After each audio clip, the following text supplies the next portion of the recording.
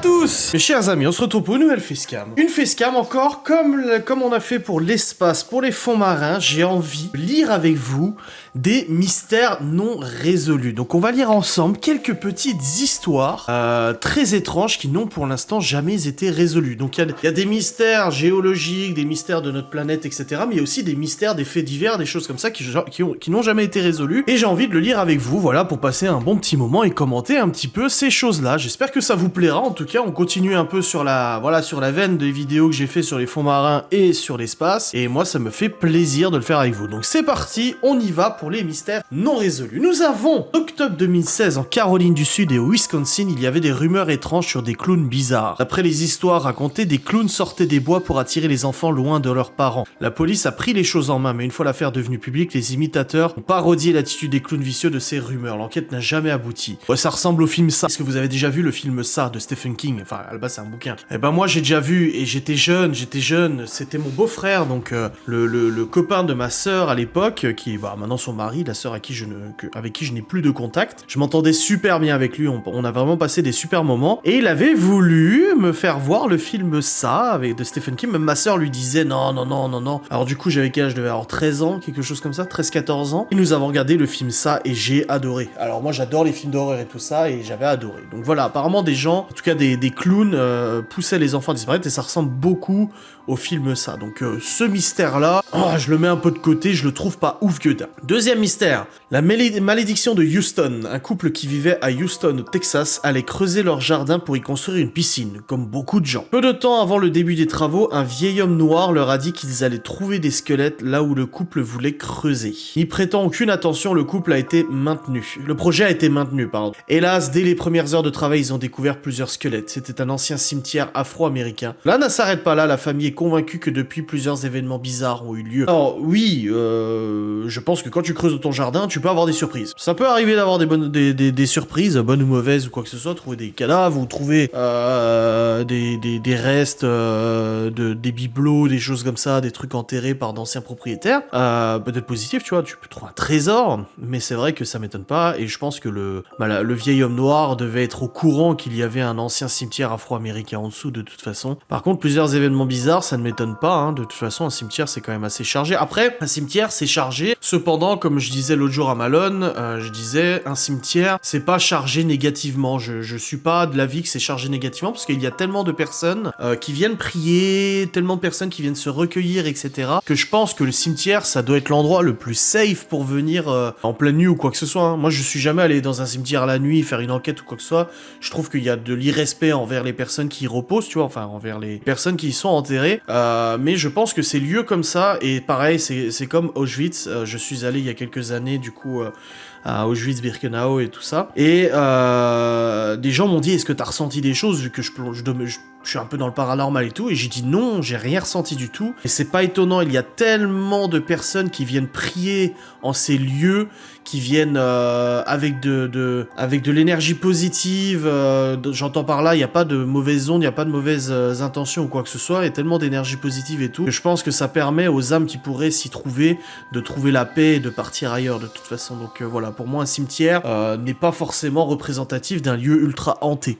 Voilà, c'est mon avis. Nous avons ensuite le vol 370 de Malaysia Airlines, donc je pense que vous avez tous le souvenir, en 2014, il y a un vol qui n'est jamais arrivé à destination. Malgré les importants dispositifs déployés par 3 gouvernements différents dans la zone de recherche, l'avion n'a laissé aucun indice, il avait disparu sans même laisser un appel de détresse, ce qui rendait difficile de situer la zone précise du crash. De nombreuses théories sont développées, il aurait été abattu, victime d'une cyberattaque, d'une attaque terroriste ou d'une activité paranormale. La plus crédible serait la première. En effet, je pense qu'il a été abattu. Il me semble qu'ils ont retrouvé des morceaux, non, quelque chose comme ça, et je pense qu'il a été accidentellement abattu. Mais c'est terrible pour les familles des victimes de ne pas savoir, tu vois. L'affaire du col Dyatlov. En 1959, 10 étudiants avaient décidé de camper dans les monts Oural. L'Oural, c'est toute une chaîne montagneuse qui sépare une partie de la Russie avec le reste du coup de l'Eurasie, hein.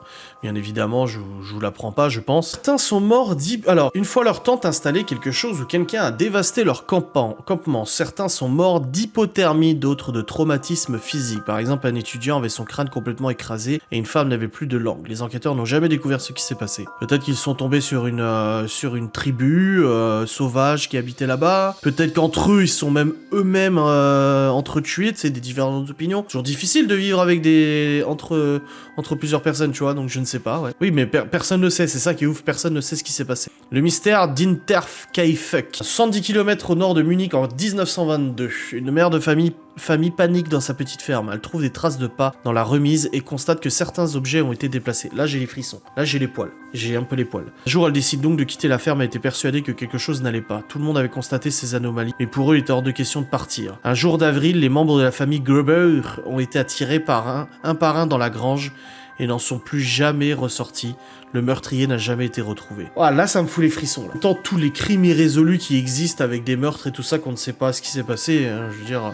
Mais ça me fout les poils. J'ai les poils. Göbekli Tepe. La Terre cache de nombreux mystères et Göbekli Tepe est aussi appelée la colline de Potbelly, en y est sûrement un. C'est un site archéologique néolithique situé en Turquie. Il aurait été construit il y a plus de 12 000 ans, quand l'agriculture commençait à être pratiquée. Alors, comment est-ce possible que l'on ait retrouvé d'énormes piliers pesant plusieurs tonnes dans ces décombres? À l'époque, il était impossible de transporter une telle charge. Personne n'a trouvé de réponse. C'est comme les pyramides, c'est les statues de l'île de Pâques, donc je sais plus comment on les appelle, mais c'est comme les statues de l'île de Pâques, c'est comme les pyramides, c'est comme Stonehenge, c'est comme plein de choses. Enfin, on se pose encore des questions à l'heure actuelle, comment ça a été réalisable. Donc, non, c'est pas mal. J'aime bien l'histoire. Les sphères en pierre du Costa Rica. Bah voilà. Au 19e siècle, les archéologues ont trouvé ces sphères étranges. Elles varient en taille, mais la plupart sont parfaitement sphériques. Elles sont essentiellement faites de gabbro et qu'elles remonteraient à 200 ans avant Jésus-Christ. À cause de l'invasion espagnole au 16e siècle qui a anéanti la civilisation indigène, il est très difficile de comprendre à quoi elles pouvaient bien servir. La chambre 1046. En 1935, à l'hôtel président de Kansas City, un homme avait réservé une chambre. 1046 sous un faux nom. Quelques jours plus tard, le personnel le retrouvera mort, nu dans la baignoire de la chambre. L'enquête révélera qu'il s'agit d'un meurtre. Il a été attaché, poignardé, étranglé. Personne n'est allé à son enterrement. Plus tard, la police a découvert qu'il s'appelait Artemus Ogletree et c'est tout. Ça me fait penser à un film aussi que j'avais vu, La Chambre 1408, c'est ça? Avec, je crois que c'est pas Jim Carrey? Room 1408, ouais c'est ça. C'est un très bon film que j'avais vu, c'est La Chambre 1408, avec, ah non, c'est pas du tout Jim Carrey. Avec Samuel L. Jackson et tout, et franchement j'avais vachement aimé ce film aussi. Vous voyez, je vous donne d'autres informations en plus de la vidéo. Le château Summerwind. Ce château était destiné aux vacances de la famille Lamont, qui en était le propriétaire. Une nuit, le père de famille a été réveillé par un bruit étrange et tira sur un intrus prêt à rentrer chez eux. La balle a transpercé ce corps, mais il a ensuite disparu. Ce château a été revendu et tous les propriétaires suivants auraient vécu des expériences paranormales. Ah, j'adore ces histoires. J'adore ces histoires. Ah, j'en ai les frissons, mais j'adore. Ça me fait penser à Bly Manor et tout ça, nos séries horrifiques. Sorcière des Bells. La famille Bells a vécu dans la tourmente pendant plus de 4 ans. Tout commença par l'histoire d'un chien qui s'est volatilisé dans leur champ de maïs. S'en suivirent de nombreux événements d'apparition étranges. Un jour, une des filles aurait rencontré un fantôme sur une balançoire. Toute la famille s'est fait maltraiter. Une présence leur tirait les draps en pleine nuit et leur donnait des coups. Oui, bah c'est comme toutes les histoires de paranormal et tout ça. Moi, j'ai eu, et ça me permet, du coup, cette vidéo me permet de vous raconter des anecdotes personnelles. Tout au début de Ghost and Us, vraiment tout au début de Ghost and Us, quelqu'un que je connaissais m'a mis en relation. Je n'aurai pas d'infos sur qui c'est. Quelqu'un m'a mis en relation avec une famille qui avait besoin, enfin qui voulait que on vienne effectuer une enquête paranormale chez eux. Une famille tout à fait normale, hein, pas d'entourloupe ou quoi que ce soit, surtout que la personne qu'on connaissait la connaissait aussi. Donc c'est pas une embrouille, quelqu'un qu'on n'a jamais vu ou quoi que ce soit. Nous sommes rendus chez eux et cette enquête a été tournée mais n'a jamais été montée et envoyée sur YouTube, tout simplement parce que nous n'avons rien trouvé. Du tout, paranormal et tout ça, il y avait rien. On sentait des trucs, mais il n'y avait rien, et je m'en souviens encore. Sauf que le discours des propriétaires, les phénomènes qu'ils ont rapportés, etc., font froid dans le dos. Vraiment. C'était violent, c'était des cris, c'était des draps aussi qui se tirent, un gamin qui s'est fait tirer de son lit. Genre, t'as l'impression d'être dans un film d'horreur, et je ne peux que croire ces personnes parce qu'ils n'avaient absolument aucun intérêt de raconter ces conneries. Ils voulaient même pas ils voulaient être floutés. Ces personnes voulaient être floutées de toute façon. Donc ils avaient aucun intérêt à raconter des conneries, c'était pas pour la popularité, c'était pas pour se faire chambrer. Et en plus, je leur avais dit que ça serait sûrement même pas publié sur internet. Tu vois, c'était tout au début de Ghost and Us, j'avais même pas beaucoup de matériel, donc c'était un peu compliqué. Mais c'est vrai que ça a été une histoire assez particulière et ce qu'ils ont témoigné était, et je crois qu'ils ont déménagé depuis, il me semble. Angela Hammond. Angela était dans une cabine téléphonique pour téléphoner à son mari, Rob Schaefer. Il flirtait lorsque la femme aperçut pour la deuxième fois un camion suspect. Pendant qu'elle était en train d'en avertir son mari, elle se mit soudainement à crier. L'homme se précipita à l'endroit où était sa femme, et en entendant les cris de celle-ci, il a pu repérer le camion, mais il n'a jamais pu les rattraper, il n'a jamais revu sa femme. J'imagine, mais l'horreur des disparitions. Tu revois plus jamais, donc tu restes toute ta vie dans le doute. Est-ce qu'elle est vivante? Est-ce qu'elle est pas vivante? Qu'est-ce qui s'est passé? Où est-ce qu'elle est? Etc. C'est terrible. Qui a mis Bella dans l'orme blanc? Pendant la Seconde Guerre mondiale, les Anglais ont découvert le crâne d'une femme surnommée Bella dans un orme blanc. Plus tard, la police va découvrir le reste du squelette dans l'arbre et conclua qu'elle avait été étouffée 18 mois auparavant. Son identité reste aujourd'hui inconnue. Personne ne sait qui l'a tuée. Depuis, plusieurs graffitis avec écrit qui a mis Bella dans l'orme blanc ont été retrouvés. Voilà. Et qu'est-ce qu'un orme? Je vais vous le dire tout de suite parce que je l'ignore. C'est des arbres du genre Ulmus, de la famille des Ulmaceae ou Ulmacées atteignant une trentaine de mètres. Voilà, comme ça on mourra moins bête. L'incident de Valentich. Dans le ciel australien, le pilote Friedrich Valentich, ou Valentich, était persuadé qu'un avion le suivait depuis un moment. Chose étrange, la station radar affirmait qu'il n'y avait rien. Quelques instants plus tard, l'homme affirma que l'objet était en orbite juste au-dessus de lui et que c'était un objet vert. Lorsqu'on lui a demandé d'identifier l'aéronef juste avant sa mort, il aurait répondu « ce n'est pas un avion ». Mais il y a plein d'histoires comme ça, de toute façon, qui existent vis-à-vis. Je pense que nos pilotes d'avion, de toute façon, sont les plus à même à rencontrer des objets volants non identifiés dans le ciel. Et en France, il existe ce qu'on appelle le GEPAN, donc c'est un organisme qui se sert, qui travaille dans le fait de récolter les témoignages, de les vérifier, etc. Et c'est plutôt pas mal. Je pense que je pourrais en faire une vidéo à ce sujet, à mon avis. L'or de Léon Trabuccio. Avec l'idée que le dollar dévaluerait et que le prix d'or monterait en flèche, Léon Trabuccio, un millionnaire mexicain, a fait fondre de l'or et des bijoux en 16 tonnes de lingots d'or. Il décida d'enterrer son trésor dans un endroit inconnu. L'or est bel et bien monté en flèche à cause du Gold Act de 34 qui a rendu la propriété privée de l'or illégale, n'a pas pu procéder à une transaction. Léon Trabuccio est mort et personne ne sait où l'or a été enterré. C'est absolument terrible. Je ne savais pas qu'il y avait un Gold Act de 34 qui empêchait la détention privée d'or. Je ne savais pas. Oh, le pauvre. Les tubes de Begong. Les tubes de Begong sont de longs tuyaux en fer qui, en passant à travers la terre, mènent à un lac salé. La chose incroyable, c'est qu'ils ont 150 000 ans. D'après ce que l'on sait, il n'y avait pas d'homme sur cette terre à cette époque capable de réaliser cela. Certains sont convaincus qu'ils ont été faits par une ancienne civilisation inconnue ou par des extraterrestres. Le plus probable serait la fossilisation des troncs d'arbres. Ouais, c'est pas mal, j'aime bien. Ah, voilà l'île de Pâques. C'est l'une des îles les plus reculées du monde. Personne ne sait comment les premiers habitants ont réussi à voyager jusque-là. Mais le plus incroyable, c'est que ces personnes ont construit des centaines de statues qui pesaient des tonnes et pouvaient atteindre 9 mètres de haut. Aucun spécialiste ne sait comment ils ont réalisé cela. J'ai vu plusieurs reportages à ce sujet et c'est vraiment très très intéressant.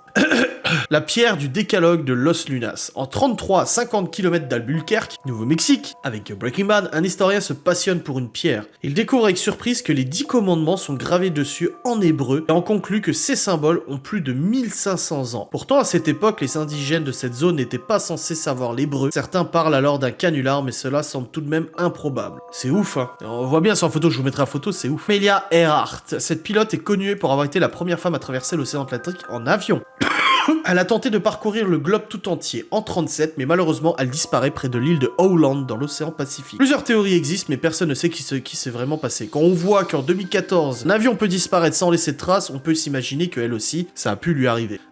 Le mystère du Polaroid.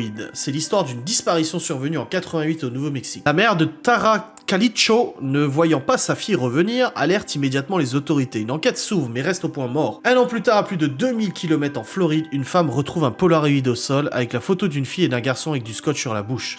La mère a clairement reconnu sa fille, mais l'autre personne reste inconnue.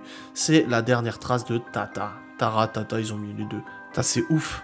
À 2000 km, oh là là là là. Ah, histoire de disparition. Et nous allons terminer par le Mossman. C'est l'histoire de deux couples en Virginie occidentale qui sont passés devant la TNT Area en 66. Ils ont vu une silhouette dans l'un des bâtiments. Ils l'ont décrite comme étant moitié homme et moitié oiseau avec des yeux rouges mesurant dans les 3 mètres. La créature faisait un bruit strident, ce qui les a immédiatement fait fuir. La chose les a suivis jusqu'à l'entrée de la ville. D'autres histoires similaires ont été relayées les semaines suivantes. D'ailleurs, je vous invite très chaudement à aller voir ma vidéo à propos du Mossman.